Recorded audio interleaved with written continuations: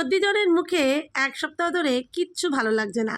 সত্যি কথা বলতে অনেক ভেবে চিন্তে আজকের রেসিপিটা সিলেক্ট করেছি, কারণ সর্দি জ্বর, মুখের কোনো স্বাদ নেই। এই সময় যদি একটু চিকেন স্টু বানিয়ে খাওয়া যায় তাহলে শরীর অনেকটা স্ট্রং হবে। কারণ শরীর স্ট্রং তো করতেই হবে, নাহলে কাজকর্ম তো পড়েই থাকবে। আর ছেলেরও এদিকে পরীক্ষা চলছে, ছেলেও শরীরে শক্তিটা পাবে কোত্থেকে? সেই জন্যই অনেক কিছু ভাবনা চিন্তা করে এই চিকেন স্টুটা বানানো। আর চিকেন স্টুটা একদম লাইট, যেহেতু এর মধ্যে তেল মশলাও বেশি নেই, আর চিকেন স্টুর মধ্যে আছে অনেকটা সবজি, চিকেন, তার সাথে তেলাক্ত হিসাবে আছে একটুখানি জাস্ট বাটার, যেটাও শরীরকে আমাদের দেবে অনেকটা ইমিউনিটি পাওয়ার, আর আমাদেরকে অনেকটা শক্তি দেবে।